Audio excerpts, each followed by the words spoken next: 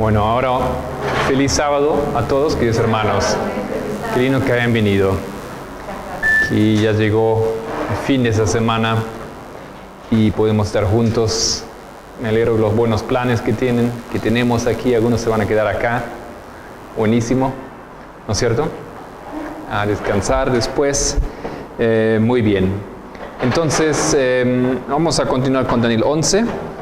Trato de resumir algunas cosas y vamos a ligar, vamos a poder avanzar bastante bien hoy en esa hora, Dios mediante. Oremos juntos.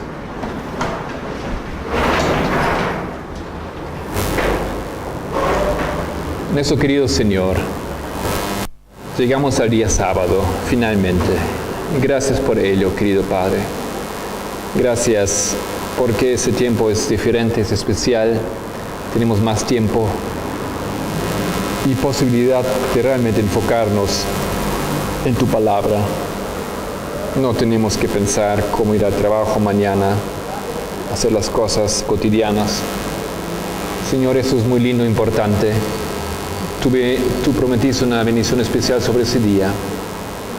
Querido Señor que moras en los cielos, te queremos pedir que por favor derrame sobre nosotros esa promesa. Mediante el Espíritu Santo, guíenos en esa hora para que podamos entender y a la vez también presentarle ese mensaje de acuerdo a tu voluntad. Querido Señor, estamos aquí porque somos ansiosos de entender las palabras de ese libro. En el nombre de Jesucristo. Amén.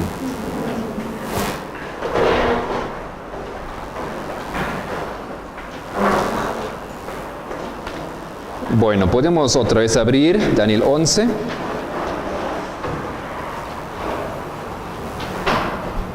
Y yo quiero hacer dos cosas. Una vez, por un lado quiero hacer una línea. Esa línea representa a todo el libro, al capítulo de Daniel 11. Y vamos a tratar de colocar aquí los versículos más o menos en su orden. Y después voy a colocar aquí una lista de versículos también, de los nombres. Vamos a ver cómo funciona esto. Ayer hemos avanzado de los primeros versículos que habíamos colocado aquí. Versículo 1, versículo 2. Hemos visto representa a la historia. Y tal vez pongo arriba o pongo abajo la historia de Grecia o de Medo-Persia, los últimos reyes de Medo-Persia. Y arriba tenemos los presidentes de Estados Unidos. Todo empieza en el tiempo del fin. Bueno, después hemos avanzado. Y lo que no hemos dicho ayer aquí, esa historia es un poco más diversificada que lo presenté ayer. Tenemos una línea que ahora presenta nuestra línea, nuestro tiempo. Hemos colocado aquí 11 de septiembre, pero tenemos otra línea que no solamente esa. Aquí tenemos en el versículo 3 Alejandro. ¿Puedes cerrar a veces la ventana? Pues ya.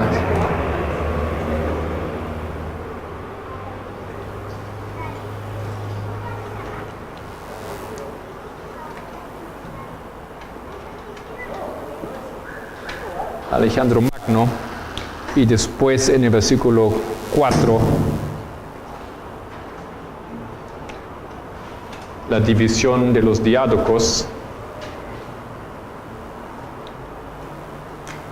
Ok. Si no, en el versículo 5 eso es todavía parte de eso. 5 también es parte de la historia de los diádocos. Y después en el versículo 6 tenemos ese pacto, esa alianza entre el rey del sur y el rey del norte, donde se hace ese pacto mediante esas dos mujeres, Berenice y Laodice. ¿ok? Esa historia es el versículo 6.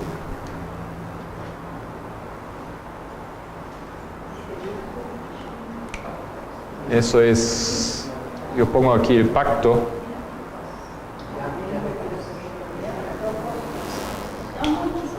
Muy chiquito. ¿Qué puedo hacer? Eso es todo el espacio que tenemos aquí. ¿O lo quiere que hagamos 2 líneas? Podemos hacer también, ¿no? Sí, ¿no? Tal vez. Entonces aquí ponemos, a ver, vamos a ver dónde hace más sentido hacerla. ¿Sí? Colocamos aquí el 22 entonces. Y aquí sería la mitad más o menos, 11.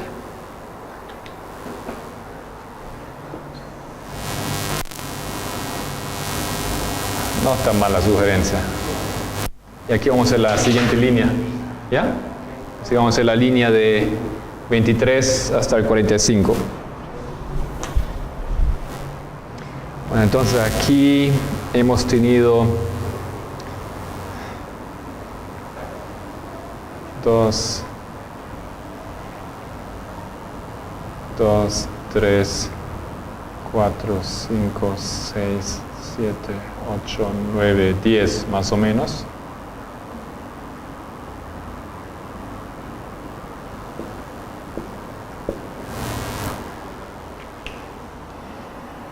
A ver, eso hemos dicho era historia de Medo-Persia, versículo 1, versículo 2. Esto es Alejandro Magno. 4, la división, los diádocos. 5, parte de esa historia también, ¿no es cierto? El rey del sur. Y los diádocos, ¿no? Continúa porque primero eran 3 y después viene más 1, el cuarto. Y el versículo 6, todo el versículo 6 es la alianza o el pacto entre el rey del sur y el rey del norte.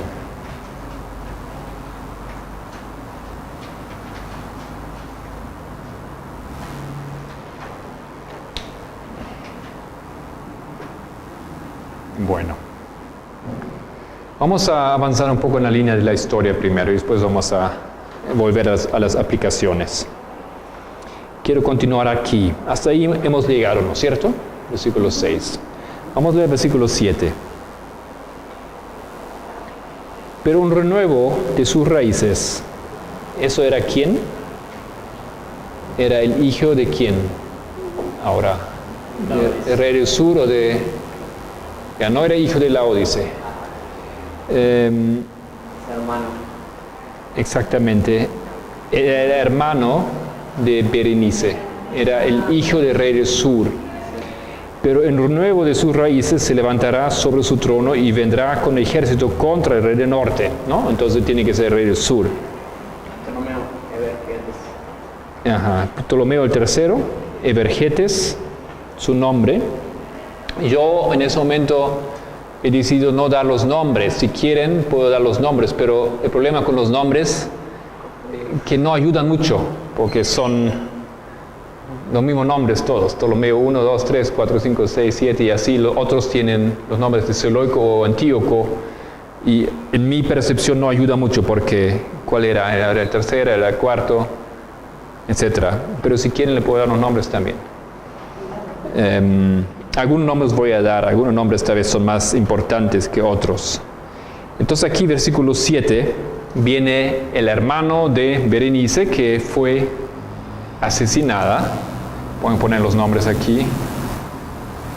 Berenice y Laodice.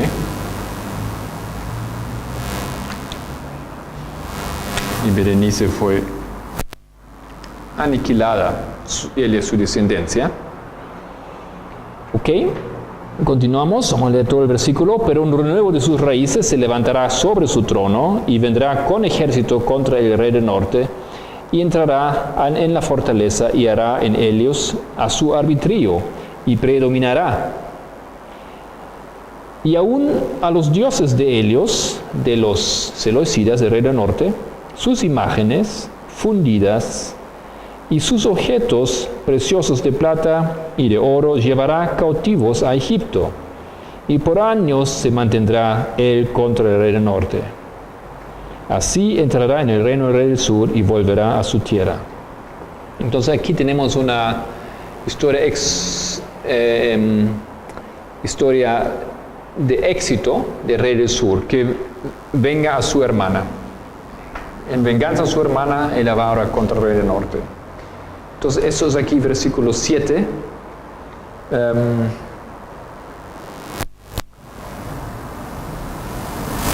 Que pongo aquí, tercera guerra siria.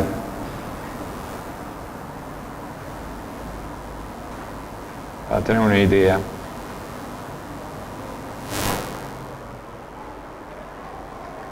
Y el quien gana es el rey del sur. Sigue siendo muy chiquito, ¿no? Pero es difícil, ¿no? Después vienen y con su smartphone sacan una foto y ya está. ¿Ok? Y tampoco, queridos hermanos, no es así primordial que ustedes recuerdan cada paso en esa historia. O sea, no es tan importante que recuerden cuál nombre y quién era eso. Esas son cosas que ustedes fácilmente lo pueden leer en internet o en libros de historia. Eso no es tanto el problema aquí. La cosa es que queremos hacer aplicaciones y uno tiene la lógica un poco. Hay una contienda, una lucha, que siempre es una lucha entre dos, rey del sur, rey del norte. Y quién está arriba, quién está abajo, eso es importante. ¿Ya? Y las aplicaciones son importantes que hacemos. Pero ahora, primero así un poco para que entremos en la historia, voy a hacer esa línea. Eso pasa. Entonces él venga a su hermana y es interesante algunos detalles aquí. Como hemos leído, él lleva las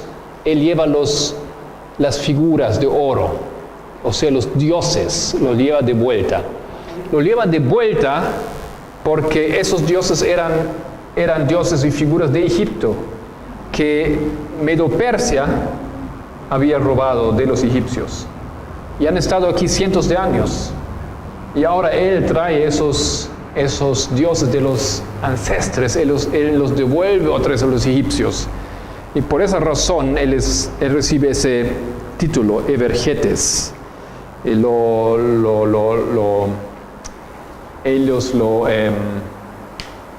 ¿Cómo se dice? Ellos lo reciben así con mucho aprecio a ese rey griego. Porque no olvidemos, es un rey griego en Egipto. Y se llama faraón, pero no es un faraón de la sangre egipcia, ¿ya? Es un griego que está ahí. Y el pueblo que es sometido a los griegos, que viven en su tierra, que controlan la tierra, ellos a ratos tienen momentos donde ellos se dan cuenta que ese rey hace también algo bueno para ellos, ¿ya? Entonces lo que él hace aquí, como era Ptolomeo III, él les devuelve los tesoros de antes, de su cultura, y por eso lo llaman Evergetes. Significa benefactor. Ya, benefactor o bien hecho, alguien quien hace bien, ¿no? Ha hecho algo bueno para el pueblo, para Egipto.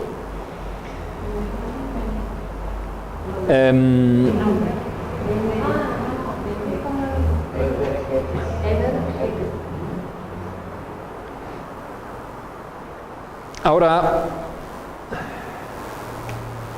la Biblia dice una cosa aquí en el versículo 9,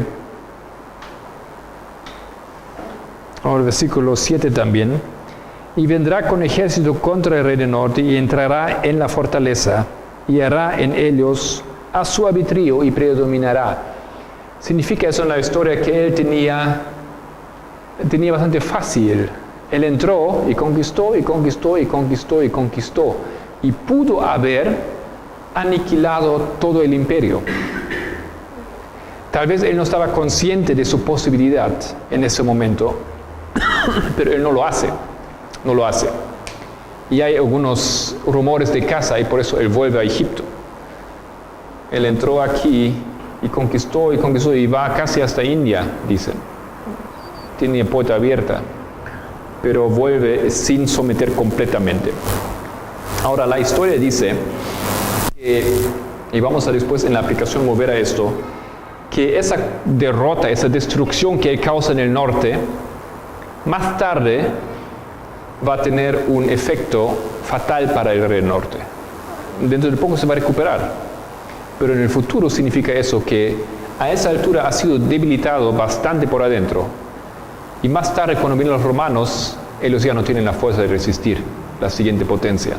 Pero eso es a raíz de esa guerra aquí, esa destrucción que el rey del sur ya le había causado. Y nosotros, solamente para aquí tener una idea de qué significa esto, el rey del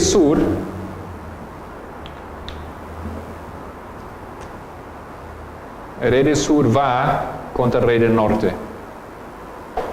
El rey del sur es, para nosotros, Rusia. El del norte, Estados Unidos. Pero más tarde, después de esa victoria del rey del sur, y él se recupera de esa victoria, más tarde, esa derrota del rey del norte aquí, cuando viene otra potencia, cuando viene Roma a la historia, y yo digo que eso es Roma papal en nuestra historia, cuando viene él ya no puede resistir y va a caer por completo. Pero él ha causado eso. En ese momento temprano en la historia, él causa eso. Se va a recuperar, va a ser victorioso él en la historia aquí, pero más tarde eso tiene sus consecuencias. Eso acontece en este momento, en esa historia. Versículo 8 otra vez, versículo 9. Y así entrará en el reino el rey del sur y volverá a su tierra. Aquí es lo que hemos dicho. Él parece que había un levantamiento, ¿cómo decimos? ¿Una revuelta? Revuelta en casa, en Egipto. Y claro, el rey está ausente mucho tiempo, entonces más vale que se apure y vuelva para controlar la situación. No quiere perder el reino mientras que conquista. Entonces por eso él vuelve. Siguiente versículo.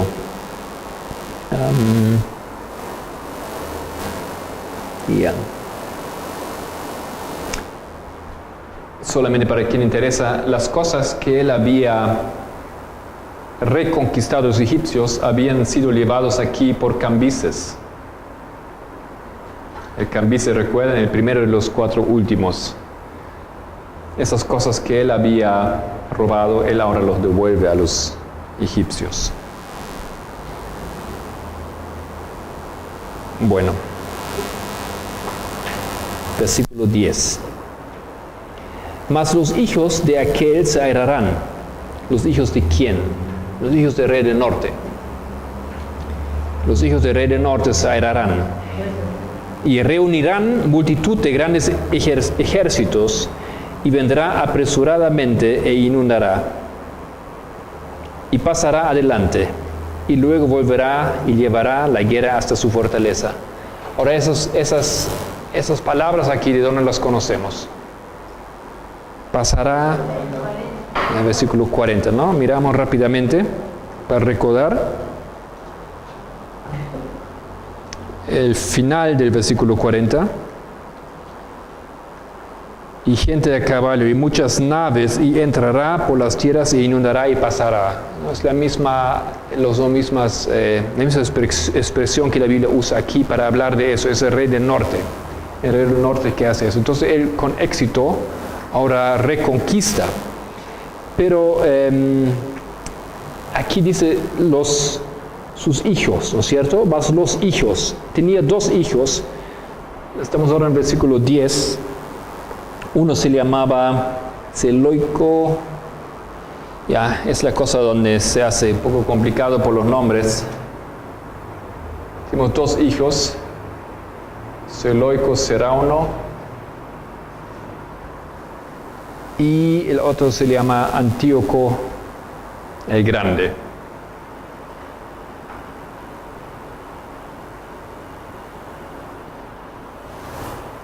Esos dos hijos están ahí para vengar a su padre, que ha sido aplastado por el rey del sur, pero este es envenenado brevemente después y queda uno. Será uno. Será uno.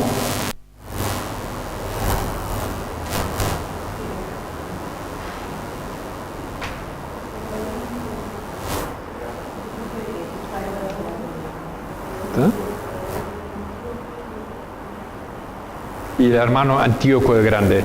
Y como el nombre dice, Antíoco el Grande es aquel que queda y va a tener bastante éxito en la historia. Va a jugar un papel importante de aquí en adelante. Pero esos dos ahora van a vengar a su padre e inician una reconquista de lo que se había perdido aquí. ¿Okay? En la aplicación, algunos que han estudiado eso saben, eso ahora hace mucho sentido. Porque aquí cuando entendemos la historia de lo que viene, entendemos que es una repetición y una amplificación de lo que viene. Versículo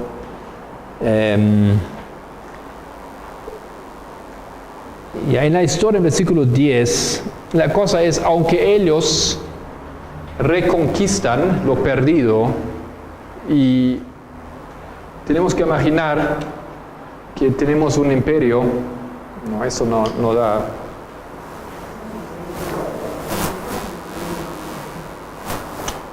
Si tenemos aquí Egipto, Alejandría, ¿no es cierto? Aquí Arabia, Jerusalén, Siria,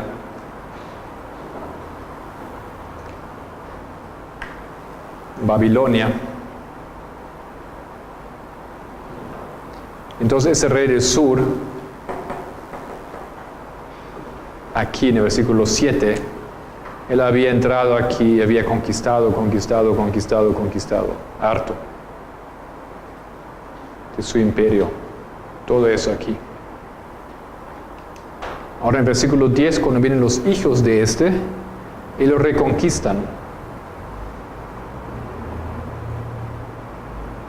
Pero todavía no, la venganza no es completa porque ellos no entran aquí todavía. Ellos no atacan a él en su tierra. Simplemente reconquistan sus territorios, parte de su territorio perdido. ¿Ya? Entonces es una situación que no amenaza tanto a él, solamente le quita un poco de lo que sobraba, digamos, que él ya había conquistado. ¿Ya? Esa es la situación de los dos hermanos, ahora en esa altura, todavía. Versículo 10. O sea, relativamente tiempos de paz, podemos decir, porque no se confronta directo. Ya simplemente reconquistan algo que era de ellos de todos modos. Versículo 11. Ahora ese versículo es clave. Por lo cual se enfurecerá el rey del sur y saldrá y peleará contra el rey del norte y pondrá en campaña multitud grande. Y toda aquella multitud será entregada en su mano. Y al llevarse la multitud se elevará su corazón. Bueno, eso vemos después. Por lo cual se enfurecerá el rey del sur. Ahora, versículo 11, los avances de los hermanos, o de Antíoco el Grande específico, no le dejan ahora tranquilo. Él se enfurece y ahora él arma un contraataque otra vez, ¿no? Porque ya venía bastante cerca a él, a su área, a su territorio. Entonces aquí tenemos una batalla, y esa es la batalla de Rafia.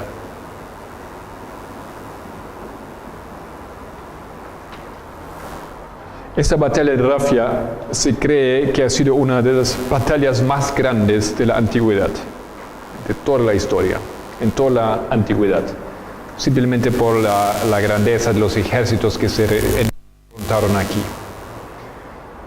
Esos son los dueños del mundo, no olvidamos eso. El rey del sur y el rey del norte son los dueños del mundo en ese momento de la historia. Ellos se dividen la tierra. Italia, Roma, ya existía, pero no jugaba papel todavía en esa historia. Estaba levantándose, preparándose en la tranquilidad allá. Pronto iba a entrar, pero todavía no era su tiempo. Y todo esto aquí, que era Medo-Persia, esos imperios desaparecieron, ¿no es cierto? Estamos aquí en esa historia, aquí hacia los finales, ligando. Ellos dominan el mundo. Y esos dos potencias del mundo ahora hacen una guerra. Los dos más grandes ejércitos del mundo se enfrentan en esa batalla de Rafia. Rafia, bueno, es un lugar, y si recuerdo, es aquí, exactamente. O sea, ya vemos que el rey del norte se había acercado hasta los límites del territorio central del rey del sur, de Egipto. Ya estaba acercándose a Egipto. Entonces aquí los ejércitos se enfrentan, y solamente para nuestra curiosidad hay un reportaje bastante detallado de cuántos tenemos aquí. Tenemos la batalla, y la batalla se va a formar de esa manera, como antes se hacía, los dos ejércitos con sus alas.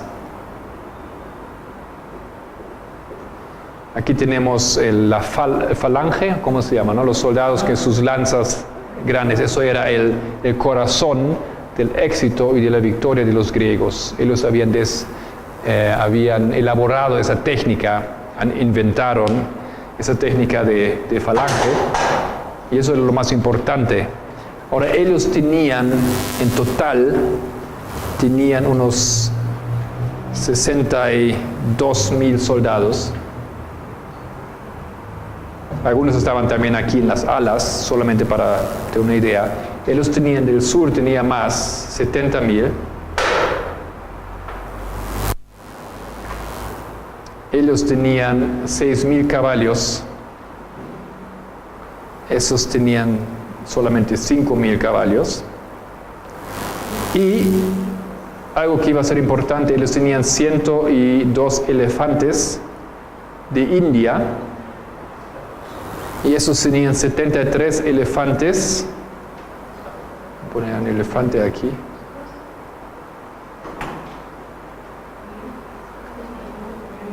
Eso sí es un poco chiquito para los de atrás, pero eso es elefante africano. 73. No es importante para que tenemos esos números, solamente yo quiero ilustrar esa historia, para ilustrarlo mejor, para ser un poco más visual, ¿ya? Ahora, esos elefantes ya no hay hoy en día. Los elefantes africanos hoy en día son los más grandes elefantes que hay en la tierra, son más grandes que los de India, pero en aquel tiempo esos elefantes africanos que él tenía del norte de África eran más chiquitos que los de India, ¿ya? Eran más chiquitos, ya no hay, eso. Están en extinción, desaparecieron. ¿Ya? ¿Pregunta? ¿Qué? Los de abajo, de elefantes no es de soldados. 5,000. 70,000 infantería, 5,000 caballería. Bueno, y cuando ellos se enfrentan, la guerra, ese día de la guerra, funcionó así. Esos elefantes que estaban aquí adelante y aquí adelante, y los otros tenían sus elefantes aquí y aquí adelante. Una cosa es la única guerra en la historia que tenemos así grabada donde sabemos que esos dos tipos de elefantes se enfrentaron. ¿Ya? No hay otra guerra que se conoce donde esos elefantes de India enfrentaron a los elefantes de África. Eso era muy importante aquí, porque los elefantes de India simplemente le impresionaron muchísimo a los elefantes africanos. Eran más grandes, eran más ruidosos y olían feo. ¿Ya? Esos elefantes aquí no aguantaron la fragancia, digamos, ¿no?, de esos otros elefantes. Y eso causó aquí una situación bien al inicio de la batalla, que esos elefantes huyeron en pánico, especialmente en ese lado. Ellos volvieron para atrás y causaron una tremenda confusión en sus propias tropas. Así que eso se tiene que retractar y murieron y destruyeron todo el orden aquí. De tal manera, esos todavía no habían empezado ni siquiera a atacarse. Y aquí ese lado ya entró en una confusión y esas tropas avanzaron. Esa ala. Y eso era ya tan caótico que Antíoco se reía y veía la batalla ya hecha, ya ganada, ¿no? Se vio victorioso y se retrata. Él se retracta. Pero la batalla no había empezado en realidad ni siquiera. Entonces lo que pasa es que esa ala aquí empieza a atacar. Empieza a ser victorioso por ese lado y ellos tienen que retractarse. Y el rey Seleuco, Ptolomeo él manda a sus tropas a atacar y ellos también logran a empujar esos para atrás. Ahora, él ha hecho una cosa, él tenía ese ejército tan grande porque él por la primera vez en la historia hizo también una cosa, él incorporó en su ejército los egipcios. ¿Ya? Ellos eran de egipcio, pero no usaban los soldados egipcios, ellos usaban los griegos por el entrenamiento, por su práctica con esa técnica. Pero ellos habían preparado a los egipcios en esa técnica y los incorporaron a su ejército. Y eso más tarde iba a ser fatal para él, porque los egipcios, como aprendieron esa tecnología de guerra, más tarde se iban a rebelar contra él mismo aquí, pero es otro detalle de la historia. Entonces, en fin, eso era aquí la batalla. Eso nada más pasa que él entonces avanza y derrota a esos, básicamente por el ataque del corazón aquí de sus tropas, la infantería. Y él quiere volver, y cuando quiere volver, ya se da cuenta que es tarde y sus tropas han sido dispersadas y destruidas. Y creo que la Biblia lo deja aquí una información importante. Al final dice, luego del versículo 10, estamos en el 11. Y pondrán en campaña multitud grande. Ya. No, nada más eso. Y toda aquella multitud será entregada en su mano. De hecho, él conquista mucho, él conquista todos los elefantes, él conquista miles de soldados, etc. Es súper exitoso. Y era una sorpresa, porque parecía que él tenía la ventaja. También por el tamaño del imperio de por sí, y por el éxito de reconquistar ya todo muy rápido, él era se veía favorable su victoria, ¿no? Le parecía todo que él iba a ganar. Y la historia piensa que él tendría que haber ganado, pero él logra aquí, luchando hasta el final y usando ese corazón de su ejército, las tropas especiales, él logra la batalla. Ellos huyen, ellos se esconden en una ciudad y ya están perdidos. Así termina la batalla. Y esa es la batalla de Rafia. Ahora, lo que nosotros podemos sacar de esa batalla es que tenemos una sorpresiva victoria del rey del sur contra el rey del norte.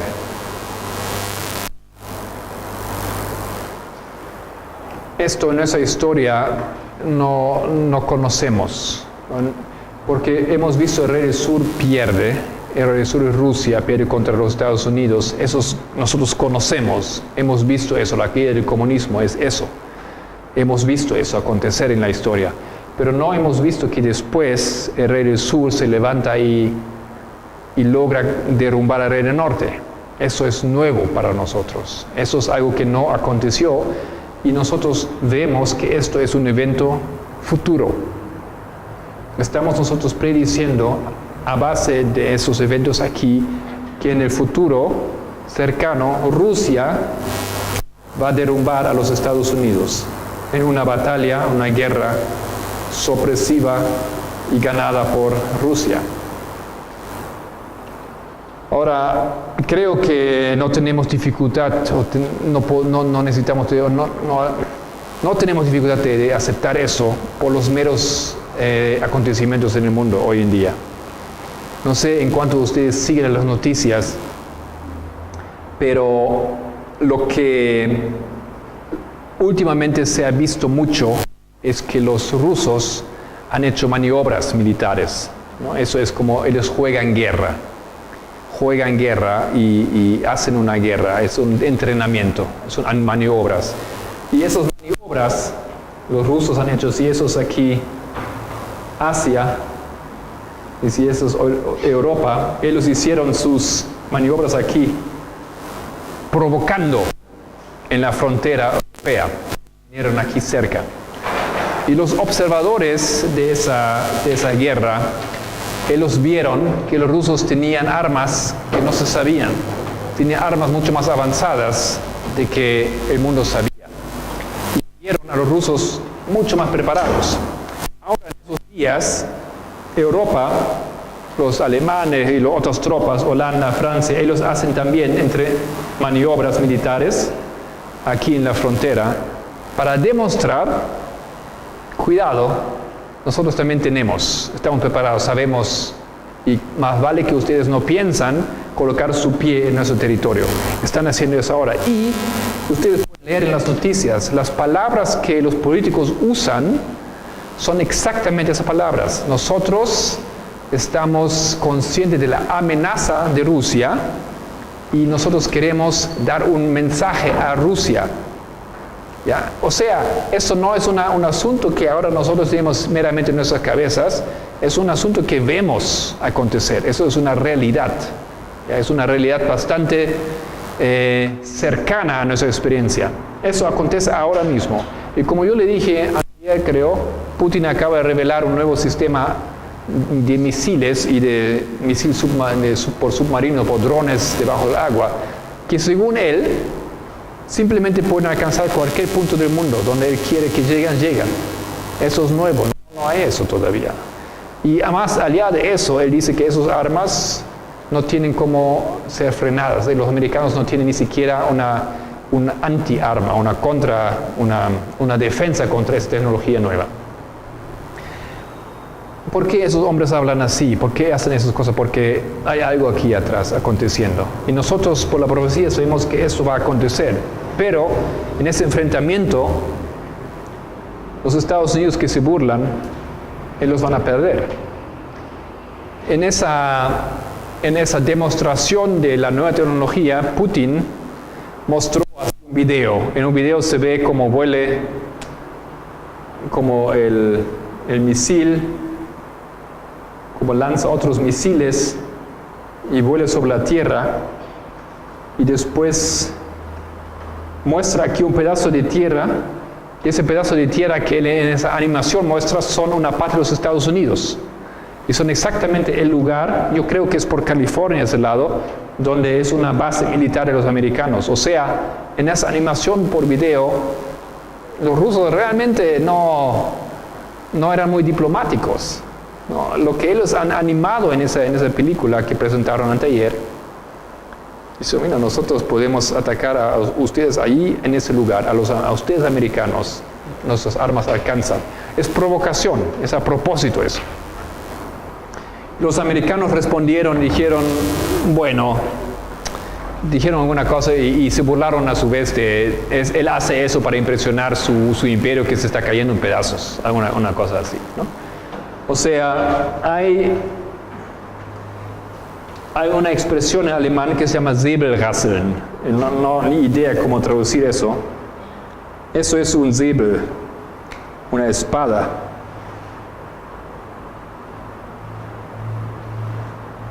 ¿Ok?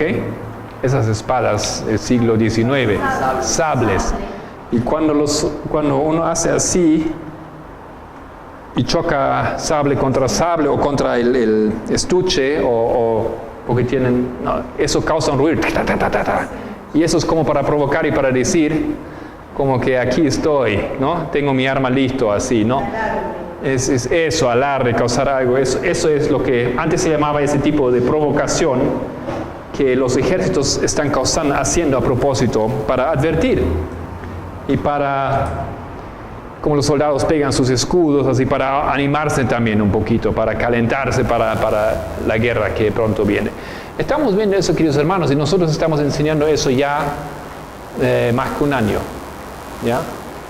Y nosotros vemos ahora que las cosas están concretizando bastante, y yo no me sorprendo, pero a la vez eso es alarmante ver, ¿no? Uno normalmente en la profecía coloca las cosas bastante al futuro y ahora esas cosas están bastante cerca, demasiado cerca ya. Bueno, lo que pasó aquí entonces en esa historia es que había una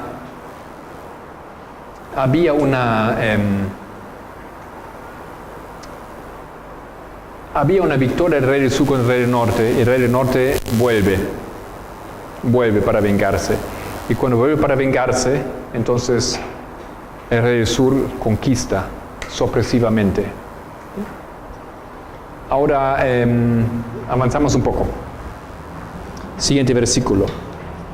Porque aquí vienen unas implicaciones que nos conciernen. Versículo 12. Y al llevarse él la multitud, el rey del sur, llevarse la multitud, se elevará su corazón y derribará a muchos millares, mas no prevalecerá. Y al llevarse la multitud, se elevará su corazón y derribará a muchos millares, mas no prevalecerá. Ahora, lo que pasa aquí, la batalla era en el año 217,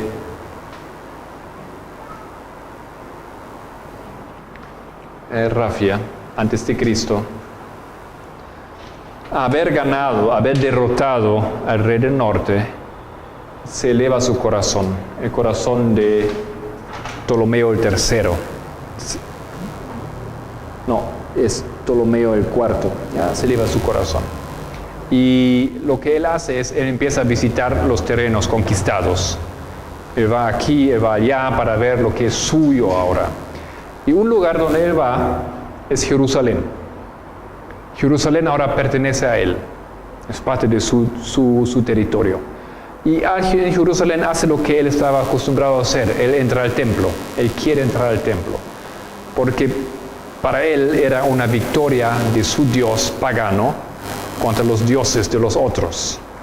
Y en Jerusalén, el Dios de los judíos ha sido conquistado por él, por su Dios.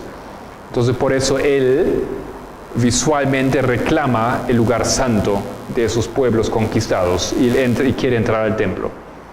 Y al querer entrar al templo, los judíos cuidadosamente le empiezan a frenar para que no entre, porque según la ley es prohibido que alguien ajeno entre al templo. Pero él insiste y quiere entrar y avanza para ir al patio, al lugar santo quiere entrar. Entonces ellos tienen que imponer un poco más oposición para que no entre, porque parece que ese hombre realmente quiere entrar, y ponen argumentos y explican por la escritura, etcétera, que no se puede y que eso le va a causar daño a él, etcétera. Y se enoja y dice: mira, yo he conquistado a ustedes, mi Dios es el más fuerte, yo entro donde yo quiero. Y sus propios generales empiezan a frenar y dicen: mira, no hagas eso, respeta por favor esa religión, respeta. Ellos eso no, pero él no quiere, él quiere entrar. Y la historia dice que hubo un clamor en toda la ciudad, ¿no? Todo el pueblo judío clamaba a Dios y gritaban por esa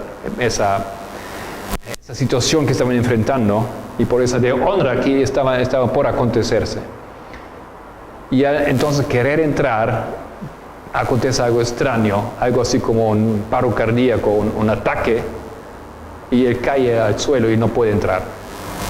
¿Ya? Algo sobrenatural acontece en ese momento, él no puede entrar. Se recupera, se levanta, después vuelve a Egipto y se indigna. Entonces hace lo que aquí la Biblia explica con las palabras: y derribará a muchos millares. O sea, él se venga, ahora se empieza una venganza contra los judíos. No, y los judíos que vivían, como ya hemos escuchado la historia, ¿recuerdan? La historia que los judíos adoptaron la enseñanza, lo que se llama el helenismo. ¿No? El helenismo es adoptar las ideas filosóficas griegas Eso es el helenismo, es todo un movimiento entre pueblos no griegos.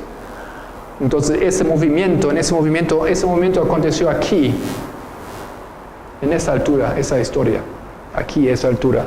El hijo del primer Ptolomeo el segundo, un hombre que amaba las artes, él construyó un museo, hizo los fundamentos de la biblioteca de Alejandría, él apoyó al teatro, él financió la traducción de la Biblia del Antiguo Testamento al griego, la Septuaginta. Eso fue él, ese hombre, y él no quería reinar, él era un hombre que le gustaba eso, cultura, literatura, arte, y quien reinaba era su mujer, y su mujer era también su hermana. Bueno, entonces eso pasó aquí tenemos ya un mundo helenizado, tenemos los judíos, y por lo tanto había muchos judíos allá.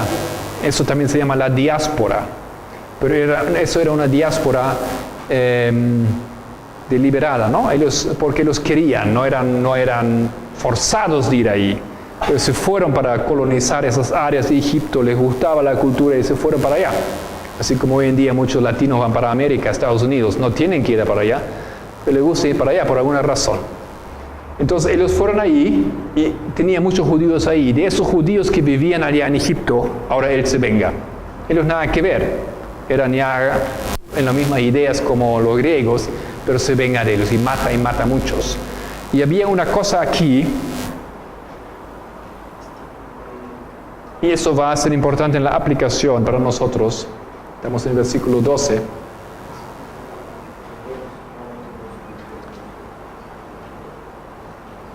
Matanza de judíos. La matanza de los judíos. Los que parece que él se hizo un poco él quería gustar su venganza, él quería disfrutar su venganza. Entonces los judíos aquí eran sometidos a una decisión. Puedes vivir si aceptas que te imprimamos un sello con el símbolo del dios Baco, que era un laurel o algo así, un laurel. Imprimamos ese símbolo, ese sello en tu cabeza, pero ese sello es un sello ungido en sangre de puerco, de chancho. ¿Ya? Entonces eso por supuesto era una cosa que el judío no podía aceptar, porque sería contra la ley, ¿no es cierto? Sería como ser muerto, sería aceptar el sello de la inmundicia, ¿no es cierto? Entonces algunos aceptaron, otros no, y los que no aceptaron lo mató. También fue para Jerusalén y para vengarse allí, y murieron muchos. Ahora, en la aplicación, queridos hermanos, posguerra de Rafia, nuestro tiempo, nosotros esperamos esa guerra aquí, una guerra Rusia contra Estados Unidos, donde Rusia va a ganar. Y por supuesto, esa guerra no va a ser una guerra donde los soldaditos con sus rifles se van a atacar, ¿no es cierto? Así como Putin ya está insinuando, ellos van a usar armas pesadas. Y esas armas que Putin presenta son armas que son capaces de cargar bomba atómica. No tengo duda que en uno de esos momentos ellos van a aplicar ese material. Aquí hablamos también, en otras palabras, de la Tercera Guerra Mundial. Estamos enfrentando esa historia, estamos enfrentando una historia pesada. Más parte de esa historia es el pueblo de Dios. El pueblo de Dios como que no tiene nada que ver, en realidad ahí va a ser involucrado de una manera desagradable, inesperada por él mismo, y ellos van a sufrir. Va a haber una persecución aquí de los adventistas. Ahora Rusia ya está demostrando eso, ¿no es cierto? Rusia ya tiene leyes en vigencia. Esas leyes ya empezaron muchos años atrás. Después de la caída del comunismo, tal vez ustedes recuerdan, había euforia de que ahora el evangelio se puede expandir a esas regiones del oriente, ¿no es cierto? No sé si ustedes vieron eso aquí. Había campañas en Rusia, habían pastores había bautismos de miles de personas, pero eso no duró mucho tiempo. De hecho, el gobierno ruso rápidamente empezó a prohibir, y eso yo recuerdo como 10 años atrás ya era difícil, no era tan fácil ya. Hoy en día hay leyes ya en vigencia que prohíben evangelizaciones, yo creo, cierto tipo de reuniones, etc. Son muy controladas esas cosas. Y hace poco, ¿no es cierto?, el gobierno ruso prohibió la religión de los testigos de Jehová. ¿Ya? Entonces, esos son todos pasos que, una vez más, nos facilitan entender lo que aquí va a pasar. Pero por esa historia nosotros vemos aquí que el pueblo de Dios va a ser involucrado ahora, involucrado en una situación. Ahora, como también escuchamos ayer, para liberarse del yugo, ahora el pueblo de Dios, ¿qué hace? El pueblo de Dios acude a otra potencia. Esa potencia en su tiempo era Roma. ¿Ya? Ellos hacen pacto con los romanos. Ellos buscan a los romanos y piden ayuda de los romanos. Y no estoy hablando aquí de ese año, es toda una historia más larga, más amplia. ¿Ya? Pero unos años después ellos van a hacer esto. Acuden los romanos, les piden ayuda y los romanos entran en ayuda y los judíos hacen alianza con ellos. ¿Qué es eso para nosotros? Eso inicia en nuestra historia una situación donde no tenemos otra manera de verlo que el pueblo de Dios, los adventistas, van a entrar en una relación muy abierta, muy clara, una alianza muy clara con el gobierno americano. Lo van a acudir, lo van a necesitar y van a recibir ayuda. Pero como ustedes saben, la ayuda nunca viene gratis. La ayuda no es una ayuda por querer hacer algo bueno. ¿Ya? Esa ayuda va a tener su precio. Esa ayuda significa venderse. Como pasó en ese tiempo, se vendieron a los romanos y los recibieron. Eso era después la caída y no era su salvación. No acudieron a Jesús, acudieron a los romanos. Eso va a pasar en nuestra historia también. Y eso, bueno, volvemos, me imagino, mañana a colocar aquí la paralela de los eventos en nuestro tiempo. Vamos a ver que hay varios ejemplos que se pueden colocar en este momento de la historia, donde vemos que el pueblo de Dios va a entrar en una alianza. Y no hablo de ese tipo de alianza que ya hay, ¿no es cierto? Ecumene, hay cosas así donde se trabaja, o el presidente de nuestra iglesia fue a hablar ADRA y con las Naciones Unidas. Hay esas cosas ya esas cosas, pero aquí hablamos de algo más grande. Y en esas alianzas siempre hay alguien que pierde, ¿no es cierto? Y el quien pierde en esas alianzas era Jesús en esa historia, ¿no es cierto? El verdadero pueblo de Dios fue perseguido. ¿Y quién lo persiguió? Los romanos. Pero en realidad fue perseguido por su propia gente. Solamente los romanos entraron para hacer juicio, para llevar a cabo esta persecución. Muy buenas noches, ¿qué tal? Bienvenidos.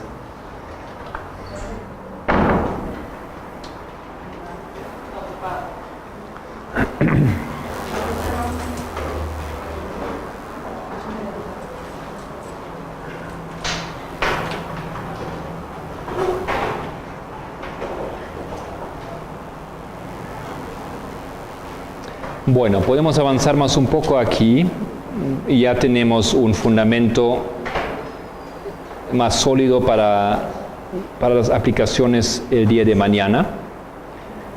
Para los que recién llegaron, bienvenidos, y si quieren pueden abrir sus Biblias en Daniel 11, estamos en el versículo 13. Y el rey del norte volverá a poner en campaña una multitud mayor que la primera, y al cabo de algunos años vendrá apresuradamente con gran ejército y con muchas riquezas. En aquellos tiempos se levantarán muchos contra el rey del sur, y hombres turbulentos de tu pueblo se levantarán para cumplir la visión, pero ellos caerán. Vendrá pues el rey del norte y levantará baluartes y tomará la ciudad fuerte, y las fuerzas del sur no podrán sostenerse, ni sus tropas escogidas, porque no habrá fuerzas para resistir. Y el que vendrá contra él hará su voluntad, y no habrá quien se le pueda enfrentar. Y estará en la tierra gloriosa, la cual será consumida en su poder. Bueno, aquí vemos cómo esa historia va a ser revertida, ¿no es cierto?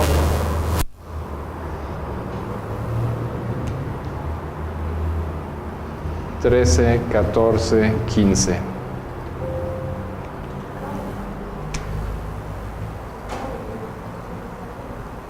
Ahora tenemos la siguiente batalla, año 198.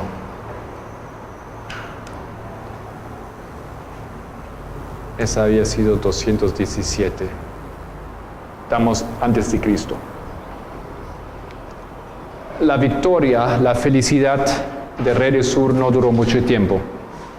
Él había conquistado, había sido exitoso, se elevó su corazón, volvió, y una cosa que la historia recuerda, él fue a festejar, festejó, había mucha fiesta, y él entra en una autosuficiencia, en una creencia donde él piensa que él era Baco, que él era un dios o un semidios. Entonces él introduce las bacanalias, las fiestas al dios Baco, donde había mucha inmoralidad, etcétera, mucho vino, etcétera, en Alejandría, que él festeja eso. Y pierde la razón, y en vez de mantener cabeza clara y cabeza fría en la situación, eso llevará a su derrota. Porque el Antíoco, el rey del norte, aunque fue conquistado, no fue derrotado por completo. Y la Biblia nos cuenta lo que pasa en ese entretiempo. Volverá el rey del norte, versículo 13, a poner en campaña una multitud mayor que la primera. O sea, en reacción ahora a esa guerra que tenemos colocado aquí, esa batalla, ahora él usa el tiempo para levantarse. Recuerdan cómo era en la Primera Guerra Mundial, ¿no es cierto? Alemania ha sido derrotado. Habían sido impuestos, pagos de reparación, Alemania tiene que pagar harto, perdió la Primera Guerra Mundial, pero aunque pagaron ellos dinero a Francia, Inglaterra, etc., el alemán empezó a prepararse para vengarse, y después dejaron de pagar, y después, aunque no debían por ley construir armas, ellos empezaron a colocar fábricas, etc., se prepararon para vengarse. La misma cosa aquí acontece. Eso es como la Primera y Segunda Guerra Mundial, algo así. Entonces, en ese entretiempo que no sabemos cuánto tiempo va a durar, pero va a ser un tiempo especial y no puede ser demasiado largo ni demasiado corto, el ejército del rey del norte, o sea, el ejército de los Estados Unidos, se va a reparar. Ya es una sorpresa que los Estados Unidos van a perder contra Rusia. Pero eso es lo que la profecía nos cuenta. Y no es una cosa completamente inimaginable. Y en esa situación es provocada por los Estados Unidos aquí, provocada por el rey del norte, y el rey del sur reacciona a la provocación. Hoy en día tenemos un presidente de Estados Unidos que va a ser el último, como vemos, que exactamente entra en esa imagen, en ese cuadro, ¿no es cierto? Es un hombre que no es precisamente muy cuidadoso con la elección de sus palabras y sus reacciones. ¿Quieres decir algo? Una pregunta. En el verso 13 dice que al cabo de algunos años vendrá apresuradamente, etc. Estamos comentando acá que tú piensas que esos años son literales. Podemos decir que van a pasar algunos años entre la batalla de Rafia y la siguiente batalla de España. No que son literales, pero por lo menos piensa que indica un pasaje grande de tiempo entre una batalla y otra. Mira, aquí ¿cuánto tiempo fue? Algunos años son estos, ¿no es cierto? Son unos 10 años, 20 años. Algunos años, son 20 años. Eso me parece bastante tiempo. 20 años es una generación, es mucho tiempo. Hoy en día se cuenta una generación como 23, 27 años. Casi una generación aquí. Eso para nosotros me parece demasiado. Porque una cosa también sabemos, que esas cosas aquí, toda esa historia de este tiempo de fin hasta aquí, eso es una generación. Una generación es variable, digamos. Podemos pensar en 40, 60, 20 años. No tenemos algo fijo aquí, pero los hombres que aquí estaban involucrados en descubrir, esos hombres aquí no pueden tener 130 años, ¿no es cierto? Ellos tienen que estar en una edad donde están conscientes de las cosas. Entonces, para mí, colocar aquí no ayuda mucho. ¿Nos atrevemos a colocar 20 años aquí? ¿O qué significa unos pocos años, no es cierto? Pues significa literalmente 20 años, ¿ya? Pero para nosotros tal vez son 5 años, o 3, no sé, 2 años, no sé, ¿ya? Eso es lo que yo pienso. Porque en la aplicación que vamos a hacer aquí, vamos a conectar eso con medianoche y eso con el clamor de medianoche. Y si miramos esa historia, también sabemos que esos dos eventos son básicamente al mismo tiempo. Ya no hay 20 años. En la historia minerita no había tanto tiempo, entonces esos dos eventos eran meses nada más. Y más que nada, además, porque si va a ser el mismo presidente. Claro, el mismo presidente, son muchas cosas que aquí se juntan, ¿no? Y además en aquella época tomaba tiempo armar un ejército. En esta época es un clic. Sí. El problema aquí, entrenar a la gente, mucho tiempo juntar, tiene que nacer gente, no es así nomás de un día al otro, es verdad, producir el material, ¿no es cierto? Aquí tal vez, yo no sé, pero en mi idea de los eventos, a veces lo que pasó aquí no es que todo el ejército, ¿no es cierto? Era una batalla, pero eso significaba que el imperio perdió. Algo sí puede pasar en esa historia también. Imaginamos que Rusia lanza un ataque y destruye Nueva York o Washington. Ganó la guerra, ¿ya? Sí, ganó. Pero no significa que el resto de Estados Unidos ya no haya tanques, soldados, aviones, etcétera, ¿no es cierto? Solamente hay que reorganizarse, reestructurarse. Pero en esa situación aquí entra algo interesante. Y ya estamos al fin en esa hora. Y la Biblia mete aquí un versículo que ya nos da una perspectiva a la siguiente historia, a la siguiente fase, al siguiente imperio. Versículo 14.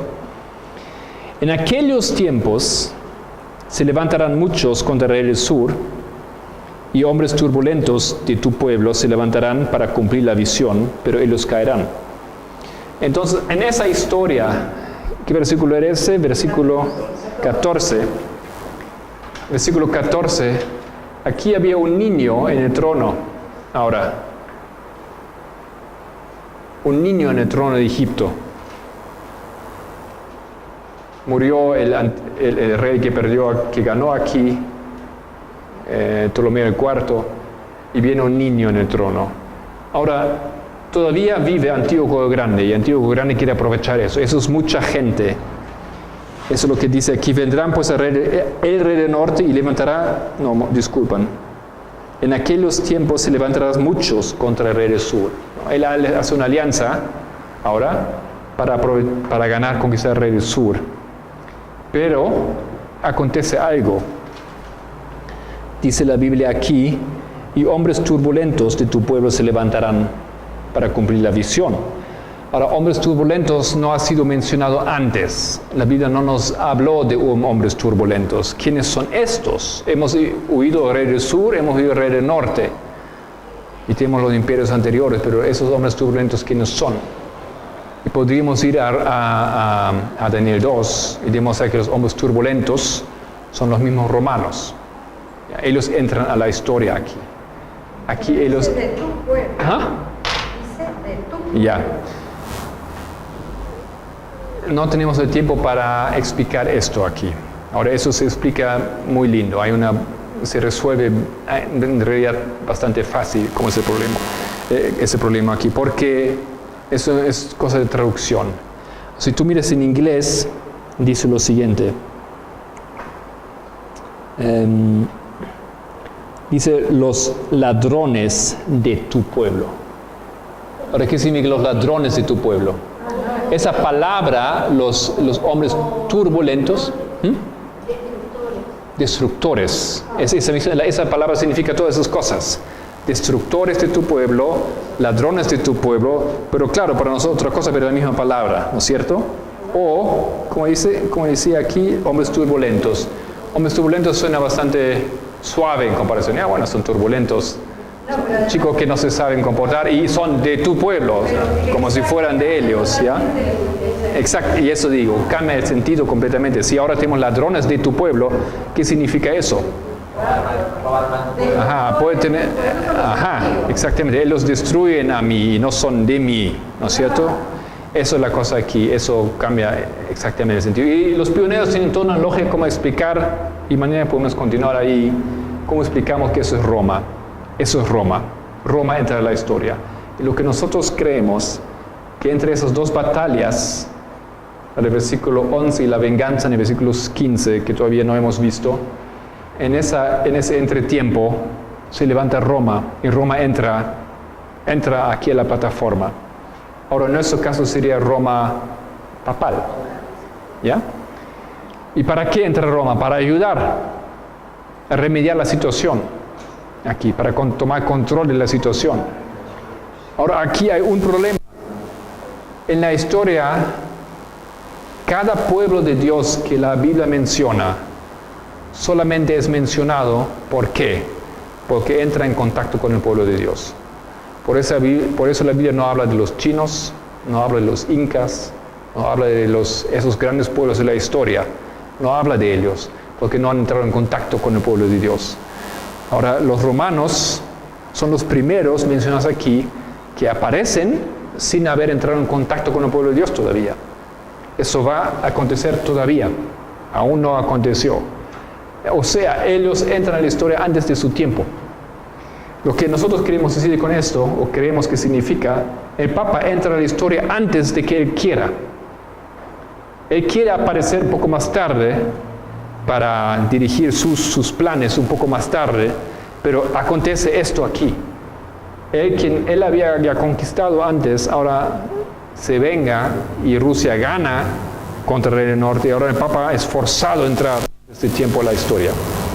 Pero vamos a tomar este hilo mañana y continuar allá, Dios mediante. Espero que todos puedan venir, sean bienvenidos.